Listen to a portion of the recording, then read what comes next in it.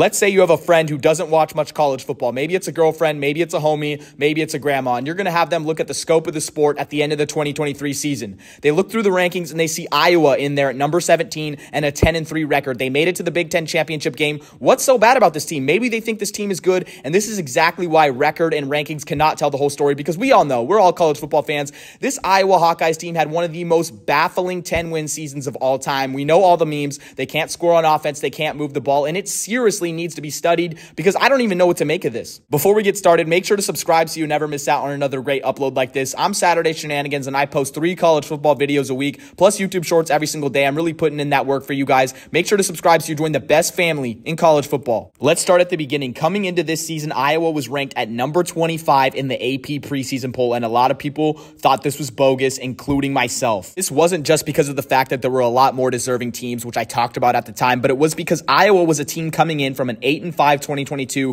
where they struggled to score the ball on offense. Now, what people thought was going to be their savior was Cade McNamara transferring over from Michigan at quarterback. Could he be able to start something on the offense? And the answer was a resounding no. Also, they were predicted to finish number 2 in the Big Ten West according to a Big Ten preseason media poll, which is not that big of a statement because the Big Ten West is extremely weak compared to the East, and especially in 2023, it was really bad. So how would the Hawkeyes start the season? They played at home against Utah State, and they actually won 24-14, which was a big difference from what they did in 2022, where they won 7-3 against a FCS South Dakota State team. Then they went on the road against Iowa State, won 20-13, and then at home against Western Michigan, they put out some fireworks, 41-10 victory. The Hawkeyes were looking pretty good to start the year, and a lot of people were impressed. During these first 3 games, Cade McNamara was not playing great, I'll be honest. He had 3 interceptions, he had very low completion percentages, but Iowa was being led by their balanced rush attack on the ground, and that's how they were winning. This sort of success would be very short-lived. Iowa in the very next week was going to go into Penn State in a wideout game. Penn State was ranked number 7 in the nation,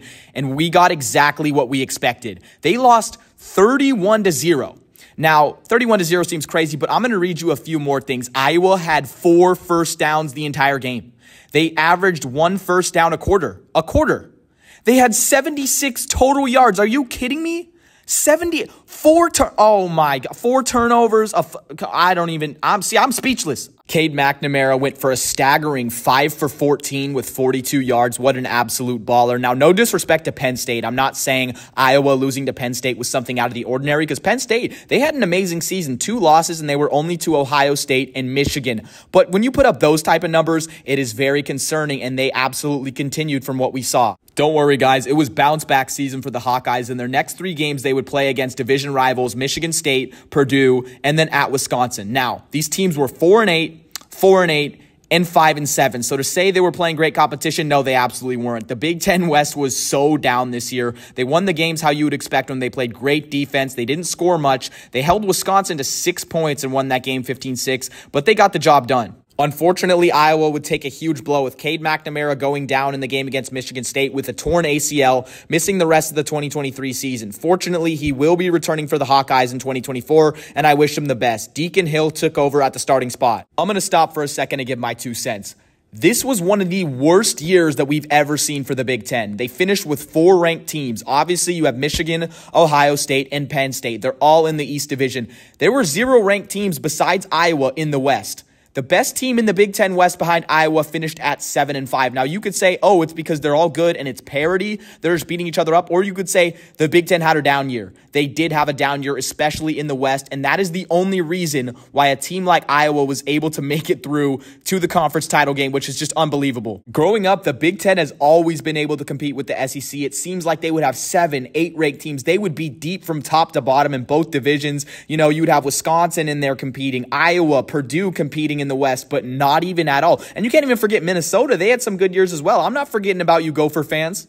I have never, ever seen a team so lopsided on the 2 sides of the ball. Their defense was ranked 5th in the country. They were absolutely nasty. That's the identity of Kirk Ferentz. That's what he wants his teams to do.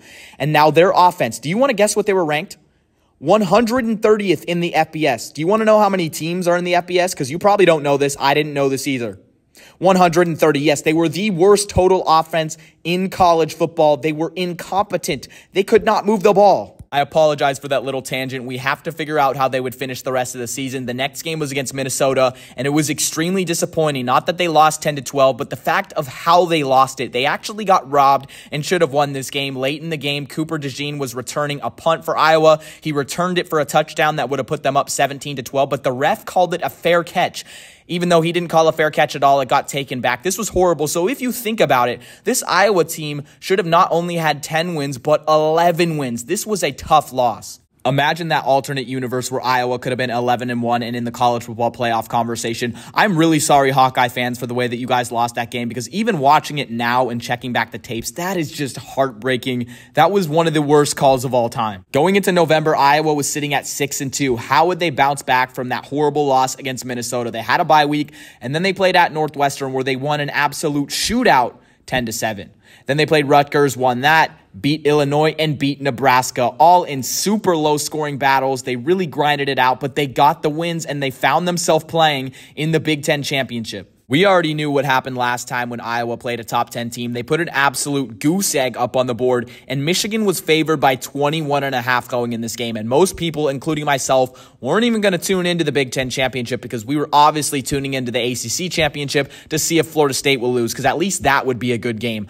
Michigan ended up winning 26-0, just as we expected. And then we were all scratching our heads and saying, was this the worst 10-win team of all time? It's almost unheard of for a team in college football to compete when they have the worst of something. And having the worst offense in college football and being able to play at a high level, getting 10 wins, almost 11 wins, is just ridiculous. A couple nights ago, I was getting those late night thoughts. I was thinking real deep into the wee hours of the night. After watching this season unfold in 2023, what if Iowa did have an offense? Now that would be scary. And if they ever are able to craft one or able to get one, this team would be extremely dangerous in college football. They would compete for the Big Ten. They would compete for the college football playoff. Come on now. I know Iowa was thinking the same exact thing as I was, because they fired their offensive coordinator and they're looking for someone new.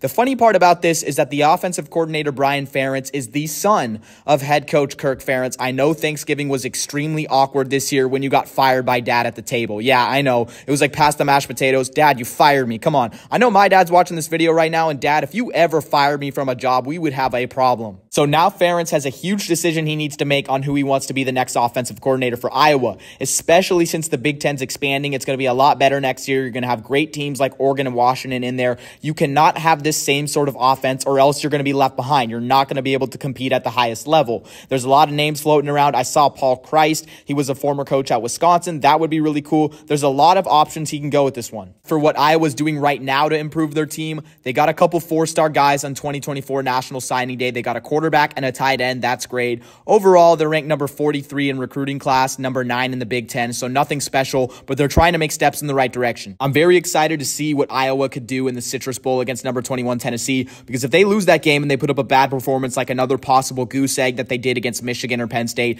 they will be cemented as the worst 10-win team of all time, or at least the worst 10-win team that we've seen in recent history. I can't wait to see how it goes. Before we end this video, I want you guys to answer 2 questions for me in the comment section. First, do you guys think Iowa's going to improve? Do you think they'll compete in the Big Ten in the next 5 to 10 years? Heck, maybe even next year. Do you guys think they're going to win? And also, what do you guys think Iowa would have been capable of doing in 2023 with a great offense? That's a very intriguing one. I want to know everything, whether you're an Iowa fan. You guys have a great fan base, by the way. If you don't care, just let me know in the comments. Throw it at me. Thanks for reaching the end of the video. If you're new, make sure to subscribe so you never miss out on another great upload like this. Subscribe and join the best family in college football. I've been Saturday Shenanigans, your home for unfiltered college football content, and I'll see you guys soon.